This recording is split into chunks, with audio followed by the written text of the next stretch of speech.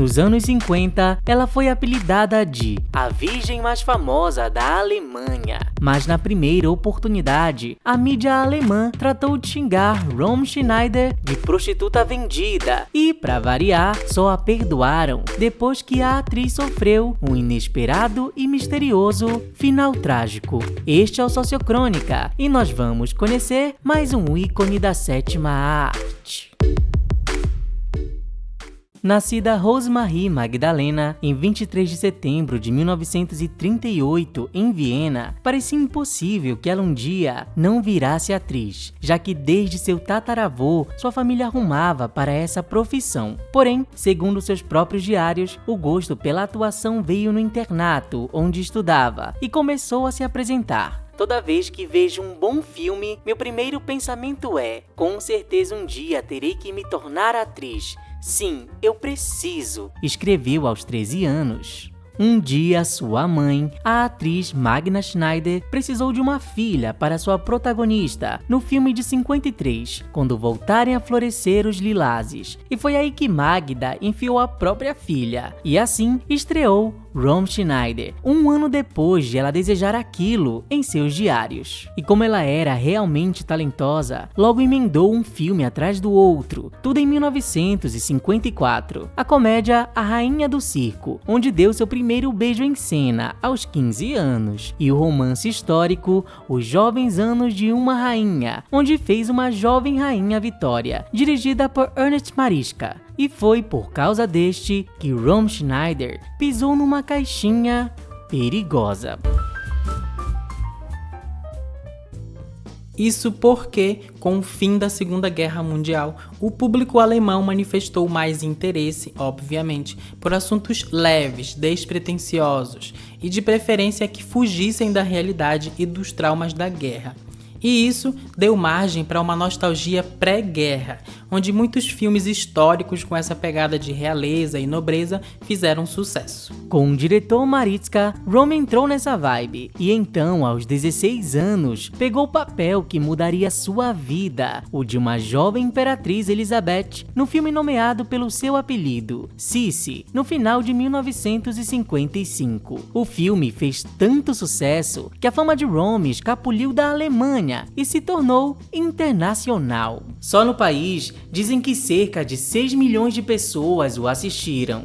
E claro, uma sequência foi empurrada. Romy resistiu, mas quem geria sua carreira era seu padrasto, pois ela ainda era menor de idade. Assim, já no ano seguinte saiu Sissi, a Imperatriz, que fez outro estrondo mundial, sendo exibido em 30 países. Em troca, Romy até fazia alguns papéis que gostava, mas era Sissi quem fazia sucesso. E então, em 57, saiu mais um longa, Sissi e seu desejo. Nenhum dos três tinha algum comprometimento com fatos históricos, mas quem ligava? Eram divertidos e coloridos, quando a maioria dos filmes ainda era em preto e branco. Além disso, a Sissi de Romy Schneider era bonita, altiva, amada pelos animais e cortejada por príncipes e condes. E apesar dos conflitos políticos e das tretas familiares, de ela quase morrer ou perder a filha, no final ela era sempre ovacionada pelo povo. Hoje, esses filmes viraram clássicos e são considerados os melhores e mais assistidos já feitos pela Alemanha, exibidos lá quase todo Natal, e ainda movimentam o turismo da Áustria, já que a trilogia abusa da paisagem austríaca como pano de fundo para suas aventuras amorosas do século XIX. Só tinha um porém: a crítica não curtia muito esses filmes, dizendo que eram um entretenimento para mentes simplórias. Não à toa, na imprensa, a Romy Schneider ganhou apelidos irônicos, como a Virgem mais conhecida da Alemanha, ou Shirley Temple Hoff, uma brincadeira em referência a Shirley Temple, que era uma estrela americana mais infantil. Isso porque a maioria dos filmes alemães produzidos imediatamente após o fim da guerra manteve a linha conservadora e reacionária, reafirmando valores morais e crenças políticas do período anterior. segundo o site Dutch Welle. Assim, mesmo aos 18 anos, Romy Schneider preferiu o respeito profissional ao dinheiro, e com o quarto filme de Sissi já engatilhado, ela simplesmente recusou 1 milhão de marcos, algo como mais de $1 milhão, e deixou os sedentos fãs de Sissi, enfim, órfãos. Então, ela fez o que qualquer atriz europeia faria. Romy Schneider fez um filme lésbico, e não qualquer um, mas Senhoritas de Uniforme, um remake do primeiro filme lésbico da história, quase destruído pelo próprio Hitler, sobre o qual a gente já fez um vídeo. Se ainda não viu, fica a dica. Por incrível que pareça, o filme de 58 é mais leve que o de 31, mas foi o suficiente para Romy. O jogo lésbico ocorre de forma bastante discreta e com bom gosto. Em suma, um trabalho limpo, ao qual não se pode negar o reconhecimento, elogiou um jornal. Aquilo também significou uma cisão entre a Romy e seu padrasto agente e entre a Romy e os seus pais, já que os dois ainda atuavam com ela na maioria dos seus filmes, recebendo parte da fama e do dinheiro. Talvez também contasse o fato de que os pais dela eram nazistas declarados, listados como importantes pelo próprio ministro de propaganda do Hitler. E, segundo a Romy, a mãe dela, a Magda, foi até namorada do Hitler, o que então explicaria o que aconteceu depois. Pois, durante as filmagens de outro remake, Christine, também de 58, Romy conheceu um francês bonitinho e até então desconhecido, Alain Delon. Dizem que no início eles não se deram bem. Romy achava Delon de mau gosto e ele achava Schneider sem graça, e um não falava a língua do outro. Porém, quando as gravações terminaram, a atriz se mudou para Paris com Delon. No ano seguinte, eles noivaram e ela não voltou mais. Foi o que faltava para a Alemanha odiar a atriz de vez. E enquanto viveu, a Romy foi perseguida pela imprensa alemã e literalmente insultada várias vezes. Alain Delon e Romy Schneider, contudo, viraram um dos casais mais famosos do cinema, apelidados de Os Amantes Magníficos, Noivos Eternos e de Amantes Terríveis. Isso porque o sucesso do filme Christine alavancou Delon, mas o recomeço de Romy em terras francesas não foi rápido e ela passou a invejar o próprio amante. Na Alemanha, foi descartada. Na França, ainda não foi escrita. Alain correu de um grande filme para o outro. Eu reagi com irritação a cada nova história de sucesso, a cada anúncio sobre um belo contrato que Alain recebeu, desabafou ela em seus diários. Mas foi Alain quem a ajudou, apresentando Romy ao diretor Luchino Visconti, que então lhe deu o papel principal numa peça de teatro, que virou um tremendo sucesso, com, pra sorte dela, aclamação da crítica. Nos anos 60, então, para o ódio dos alemães, Romy virou uma aclamada atriz na França, em especial depois que ela pegou a língua e foi dirigida até por figuras respeitadas do cinema americano, como Orson Welles e Otto Preminger. A imprensa alemã, horrorizada, passou a insinuar que Alain Delon tinha roubado Romy deles, com manchetes como A Princesa e o Ladrão. Só que com o tempo, o nível foi baixando e Delon já era um gigolô e Romy uma prostituta vendida, pois França e Alemanha tinham uma rivalidade de décadas. Para piorar, a relação do casal só declinava, tanto que um dia, ao voltar dos Estados Unidos, a Romy encontrou o apartamento deles vazio, para descobrir que o Alain Delon tinha se casado do nada com a modelo Natalie Barthelemy. Detalhe que essa foi a única mulher com quem o ator se casou.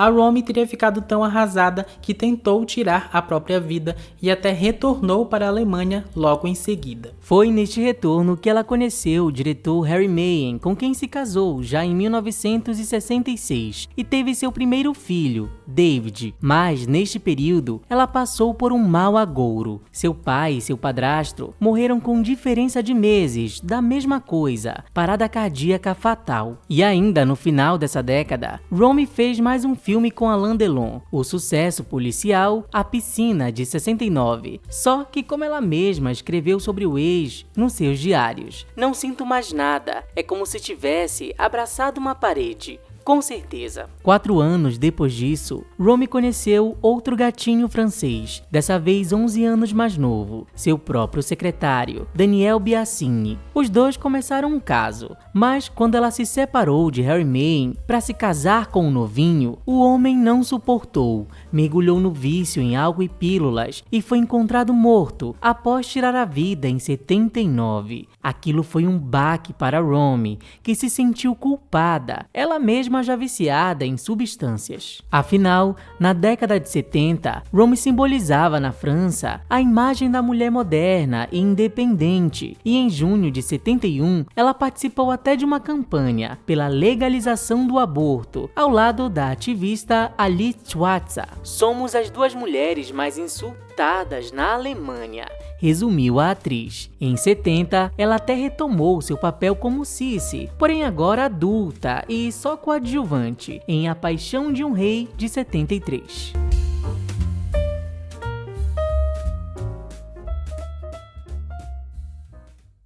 Hey sócios, uma pausa aqui rapidinho para você deixar seu like e para dizer que se você gosta do canal e deseja manter o Sócio Crônica na ativa, a partir de R$5 você já pode nos ajudar através da nossa campanha de financiamento coletivo no Apoia-se. Confiram lá pelos links na descrição ou pelo QR Code na tela. Obrigado pela atenção, agora vamos lá. A essa altura, a Romy Schneider já era uma das maiores e mais populares atrizes europeias, aclamada pelo público e pela crítica do jeito que ela sempre quis. Exceto, claro, na Alemanha, onde ainda era colocada como traidora, renegada e até apelidada de torta francesa, e onde os seus menores atos eram distorcidos e os seus fracassos muito bem saboreados. Isso porque, já nos anos 80, o alcoolismo impedia a Romy de atuar direito. Ela passou a chegar bêbada nos sets e a atrasar produções por conta de desmaios devido aos remédios que ela tomava. "Tenho que fazer uma pausa, tenho que finalmente me encontrar. Estou muito quebrada no momento", chegou a dizer numa entrevista de 1981. Dias depois desse desabafo, ela se divorciou de Daniel Biasini e no mesmo mês removeu um rim por causa de um tumor. Mas 2 meses depois de tudo isso, em julho de 81, veio um golpe muito pior. Seu filho mais velho, David, de apenas 14 anos, tentou pular a cerca da casa de seus avós paternos, perdeu o equilíbrio e acabou atravessado por uma estaca de metal. O jovem já tinha esse hábito, registrado várias vezes por paparazzi, e a mídia explorou bastante a tragédia, até invadindo o hospital para obter fotos da criança morta.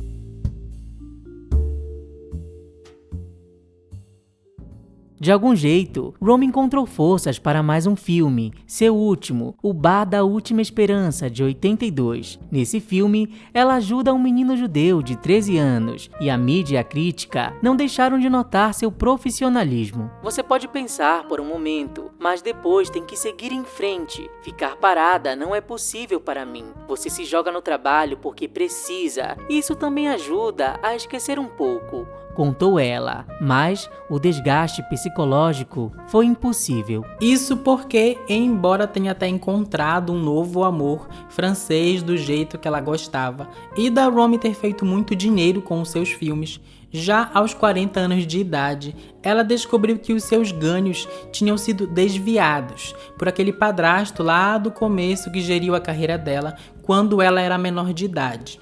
Assim, a atriz se viu com dívidas milionárias, até para com o governo francês, sem falar nos divórcios que levaram parte de sua fortuna, e tinha até um ex que vivia no luxo às custas dela.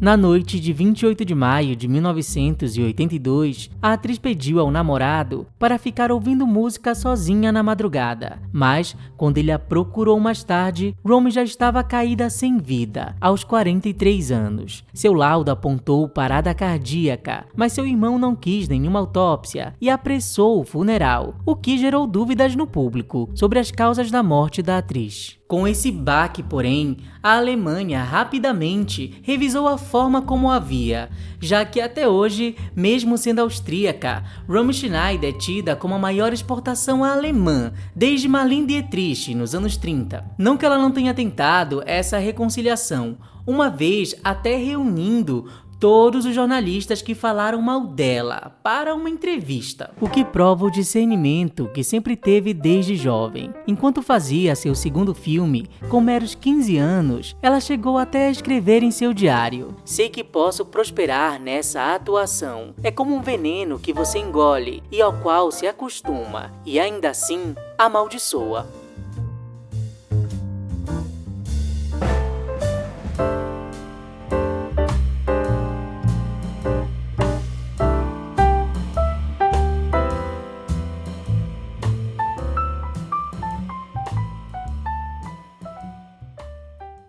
Oi, sócios! Obrigado se você chegou até aqui e a gente encontrou uma versão de Cici dublado em português aqui no YouTube. Então, se você tiver paciência, se quiser lá conhecer a Cici, a gente vai deixar aqui nos comentários, na descrição do vídeo, o link para você assistir o filme.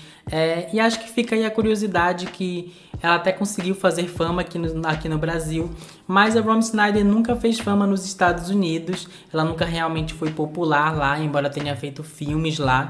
Tanto que quando eles lançaram os filmes da Cici, eles pegaram os 3 filmes, editaram e fizeram um filme só e lançaram em 62, para mostrar aí como eles realmente não ligaram muito para a moda da Cici, ela nunca foi muito popular lá no país deles. Mas ela foi realmente um ícone internacional, ela fez muito sucesso aqui no Brasil.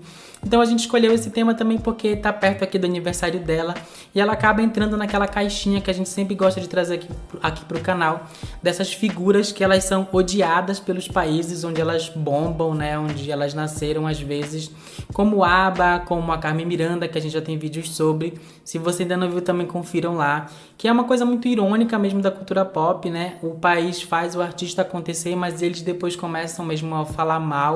Ela realmente foi muito perseguida em vida pela imprensa, a gente não colocou nem metade.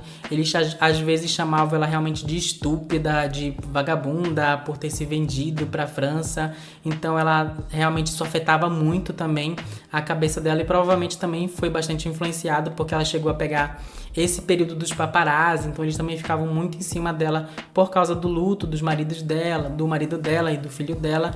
Então tem toda essa problemática aí, fica aí a questão que ela, como ela morreu do nada, isso também aconteceu com a Carmen, eles vão tentar reescrever a memória que eles tinham dela, né? Como se ela tivesse sido amada e valorizada, meio que numa meia-culpa, num arrependimento. Então eles vão reescrever e até hoje isso é meio controverso mesmo assim lá na Alemanha. Então fica aí essa curiosidade a mais. E se vocês estiverem mais afim, a gente também encontrou um documentário sobre a atriz aqui mesmo pelo YouTube, tá legendado em português, tem outras informações que a gente obviamente não colocou no vídeo, vai ficar aqui na descrição caso vocês queiram conferir e conhecer mais sobre a atriz, vai ficar tudo aqui embaixo para você ir lá ver. E é isso aí, sócios! E antes de ir embora, vamos lá para nossa palavrinha de engajamento? Para você que não sabe o que comentar e quer ajudar aqui a fortalecer o canal e a subir esse vídeo. A nossa palavrinha de hoje vai ser a Rainha do Circo, que é uma referência ao segundo filme da Romy Schneider, de 1954.